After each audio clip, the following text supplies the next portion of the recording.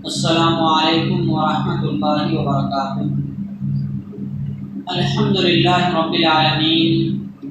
والصلاة والسلام علی رسولہ الکریم، اما بعد۔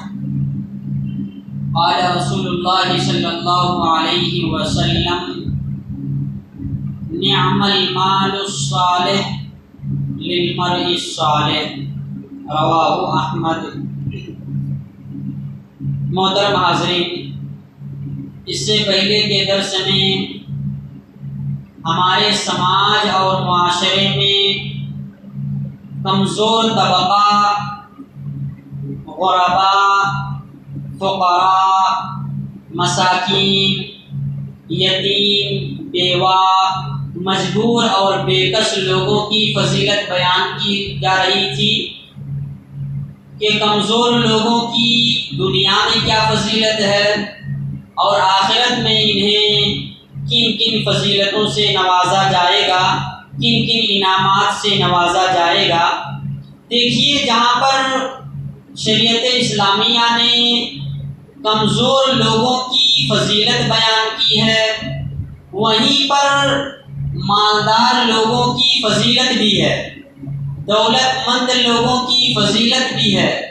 صاحب حیثیت اور صاحب ثروت لوگوں کی بھی بڑی فضیلت ہے۔ ابھی آپ کے سامنے جو حدیث پڑھی گئی، یہ حدیث لمبی ہے۔ عمر بن عاص رضی اللہ تعالیٰ عنہ کہتے ہیں کہ میں نے جب اسلام قبول کیا،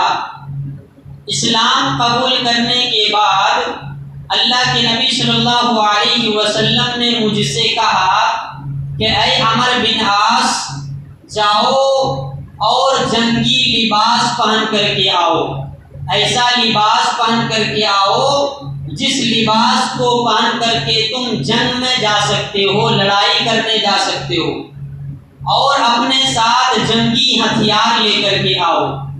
عمر بن عاص رضی اللہ تعالیٰ عنہ کہتے ہیں کہ میں گھر گیا، جنگی لباس پہنا، جنگی کپڑے پہنے اور جنگی ہتھیار اپنے ساتھ لے کر کے نبی صلی اللہ علیہ وسلم کے پاس آیا۔ جب میں نبی صلی اللہ علیہ وسلم کے پاس پہنچا، اس وقت نبی صلی اللہ علیہ وسلم وضو کر رہے تھے۔ میرے طرف چہرہ اٹھا کر کے اللہ کے نبی صلی اللہ علیہ وسلم نے دیکھا، پھر اپنے چہرے کو نیچے کر کے وضو بنایا۔ وضو بنانے کے بعد عمر بن عاص رضی اللہ تعالیٰ عنہ کہتے ہیں کہ اللہ کے نبی صلی اللہ علیہ وسلم نے مجھ سے کہا کہ اے عمر بن عاص، میری یہ چاہت اور خواہش ہے کہ تم جنگ میں جاؤ اور میں تمہیں اس جنگ میں سپہ سالار بنانا چاہتا ہوں، کمانڈر بنانا چاہتا ہوں۔ اس جنگ کے جو بھی چیزیں ہیں ان کو تم سنبھالنے والے بنو، اور جا کر کے تم جنگ جیتو، اور جنگ میں جو مال غنیمت تم حاصل کرو اس مال کو تم لے لو، اور میں تمہارے لیے مال کی رغبت رکھتا ہوں۔ اس موقع پر عمر بن عاص رضی اللہ تعالیٰ عنہ نے کہا کہ اے اللہ کے نبی، میں نے اسلام مال کے لیے قبول نہیں کیا ہے، میں نے اسلام کو دولت کے لیے نہیں اپنایا ہے، بلکہ میں نے اسلام کو دین کی محبت میں آ کر کے قبول کیا ہے تاکہ میں تمہارے ساتھ رہ سکوں۔ تو اس موقع پر اللہ کے نبی صلی اللہ علیہ وسلم نے یہ حدیث ارشاد فرمائی کہ نعم المال الصالح للرجل الصالح، کہ پاک مال، پاکیزہ اور حلال مال، یہ پاکیزہ اور نیک لوگوں کے لیے بہت بہترین ہے۔ اگر مال حلال ہو، پاکیزہ ہو، جائز مال ہو، اور یہ مال نیک آدمی کے پاس ہو، صالح آدمی کے پاس ہو، متقی انسان کے پاس ہو، تو یہ مال اس نیک آدمی کے لیے بہت بہتر ہے۔ تو اس حدیث سے ہمیں یہ بات معلوم ہوتی ہے کہ مال اگر صحیح طریقے سے کمایا جائے، حلال طریقے سے کمایا جائے اور مال نیک اور صالح انسان کے پاس آئے تو یہ مال نیک اور صالح انسان کے لیے بہت مفید ثابت ہوگا، دنیا میں بھی اور آخرت میں بھی۔ صحیح بخاری کی ایک حدیث ہے، ایک مرتبہ فقراء مہاجرین، فقیر اور مسکین صحابہ اللہ کے نبی صلی اللہ علیہ وسلم کے پاس آئے اور کہنے لگے ذہب اہل الدثور، کہ اے اللہ کے نبی مالدار لوگ آگے بڑھ گئے، بالدرجات الاولی والنعیم المقیم، مالدار لوگوں نے بلند درجات حاصل کر لیے اور نعمتوں والی جنت کو انہوں نے حاصل کر لیا جو کہ ہمیشگی کی جنت ہے۔ تو اللہ کے نبی صلی اللہ علیہ وسلم نے فقیر صحابہ سے کہا کہ تم ایسا کیوں کہہ رہے ہو؟ تو فقیر صحابہ کہنے لگے کہ یصلون کما نصلی ویصومون کما نصوم، جس طرح مالدار روزہ رکھتے ہیں اسی طرح ہم بھی روزے رکھتے ہیں، جس طرح مالدار نماز پڑھتے ہیں ویسے ہم بھی نماز پڑھتے ہیں، یہاں تک تو بات ٹھیک ہے، لیکن وَيَتَصَدَّقُونَ لَا نَتَصَدَّقُ، مالدار لوگ صدقہ و خیرات کرتے ہیں جو ہم غریب ہونے کی وجہ سے نہیں کر پاتے، وَيُعْتِقُونَ وَلَا نُعْتِقُ، اور مالدار لوگ اپنے پیسوں کے ذریعے غلام کو خرید کر کے آزاد کر دیتے ہیں جو کہ ہم غریب ہونے کی وجہ سے نہیں کر پاتے ہیں۔ اس لیے ان کی یہ جو زائد نیکیاں ہیں، صدقہ و خیرات ان کا کرنا ہو یا پھر غلام کو خرید کر کے آزاد کرنا ہو، ان نیکیوں کی وجہ سے وہ ہم سے آگے بڑھ گئے۔ تو اللہ کے نبی صلی اللہ علیہ وسلم نے ان کو پھر فرض نماز کے بعد کے کچھ اذکار بتلائے، جو اذکار بہت ہی مشہور ہیں کہ 33 مرتبہ سبحان اللہ کہنا، 33 مرتبہ الحمدللہ کہنا اور 34 مرتبہ اللہ اکبر کہنا۔ اور غربا صحابہ سے کہا کہ اگر تم ہر فرض نماز کے بعد ان اذکار کو پڑھو گے تو مالدار لوگوں سے آگے بڑھ جاؤ گے۔ اچھا، وہیں پر کچھ غریب صحابہ ایسے تھے جنہوں نے یہ بھی سوال کیا کہ اللہ کے نبی اگر مالدار بھی یہ کرے تو، ایک آدمی مالدار ہے وہ صدقہ بھی کرے اور آپ نے جو ہمیں عمل بتایا کہ ہر فرض نماز کے بعد سبحان اللہ الحمدللہ اللہ اور اللہ اکبر کہنا، اگر یہ مالدار بھی یہ کرے تو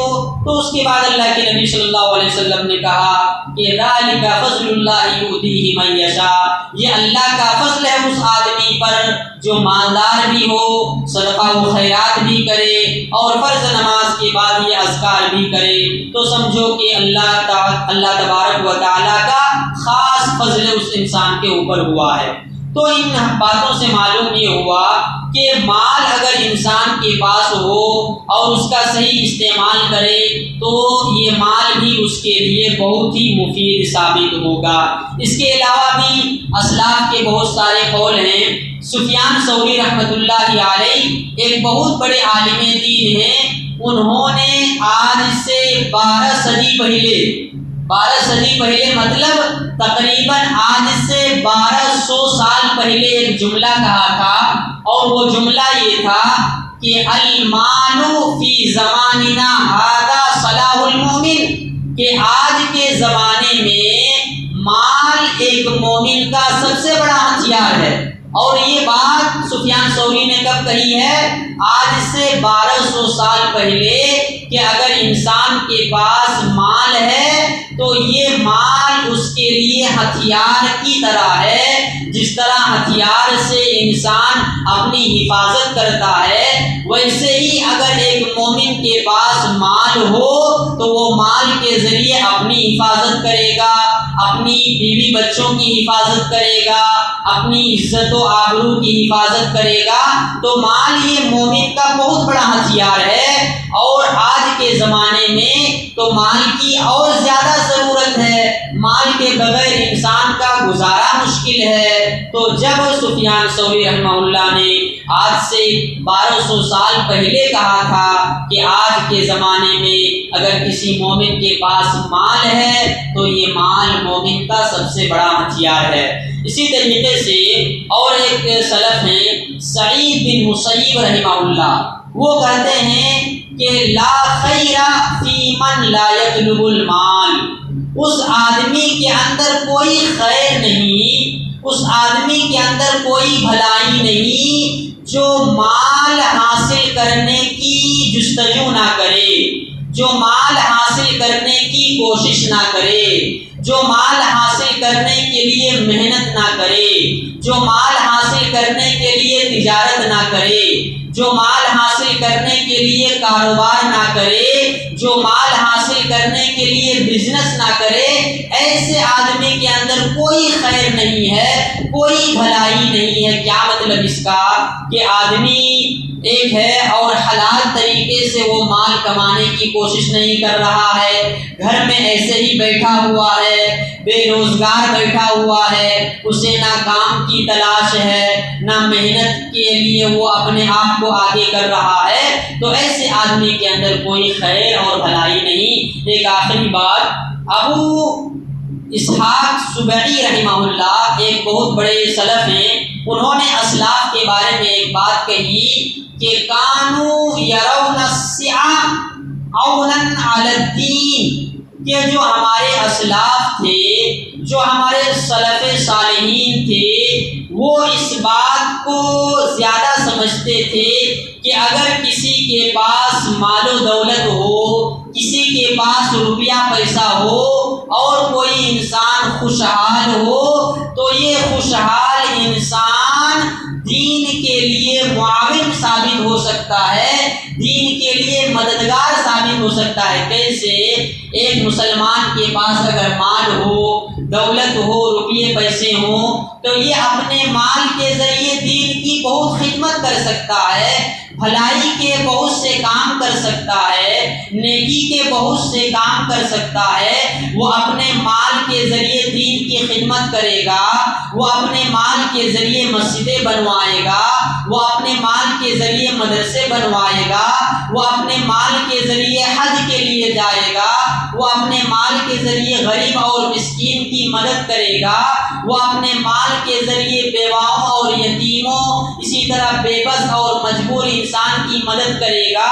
تو انسان اور خاص کر کے مسلمان کا مالدار ہونا، مسلمان کا دولت مند ہونا، یہ اسلام اور دین کے لیے مددگار ثابت ہو سکتا ہے، دین کی خدمت زیادہ ہو سکتی ہے۔ اور اسی طریقے سے اور ایک سلف ہیں عبداللہ بن مبارک رحمہ اللہ، یہ جہاں پر بہت بڑے عالم تھے، یہ خود اپنی جگہ پر عالم تھے، محدث تھے، مفسر تھے، فقیہ تھے، لیکن ان کے بارے میں آتا ہے کہ جہاں پر یہ عالم دین تھے وہیں پر یہ بہت بڑے مالدار بھی تھے، اور یہ اپنا زیادہ مال علماء پر خرچ کرتے تھے، محدثین پر خرچ کرتے تھے، مفسرین پر خرچ کرتے تھے۔ جب لوگوں نے دیکھا کہ عبداللہ بن مبارک خود عالم دین ہوتے ہوئے یہ اپنا مال بہت سارا علماء میں خرچ کرتے ہیں، تو پوچھنے والے نے پوچھا کہ اے عبداللہ بن مبارک، تم اپنا اتنا زیادہ مال علماء میں کیوں خرچ کرتے ہو، علماء کو کیوں دیتے ہو؟ تو عبداللہ بن مبارک نے کہا کہ اگر ہمارے علماء مالدار اور خوشحال ہوں گے، ان کی زندگی میں پیسوں کی کوئی تنگی نہیں ہوگی، تو ان کے ذریعے سے دین کی اور زیادہ خدمت ہو سکتی ہے۔ وہ مال اور دولت کے چکر میں نہیں پڑیں گے، مال و دولت کی کمی نہیں ہوگی، فقر و فاقہ اور غربت نہیں ہوگی ان کے گھروں میں، تو وہ زیادہ سے زیادہ دین کی خدمت کریں گے، وہ اپنا زیادہ وقت دین میں لگائیں گے۔ اسی لیے میں علماء کی زیادہ مالی اعتبار سے مدد کرتا ہوں۔ دعا ہے رب العالمین سے کہ اللہ سبحانہ و تعالی ہمیں کہیں سنی بات پر عمل کی توفیق عطا فرمائے، آمین۔ السلام علیکم ورحمۃ اللہ وبرکاتہ۔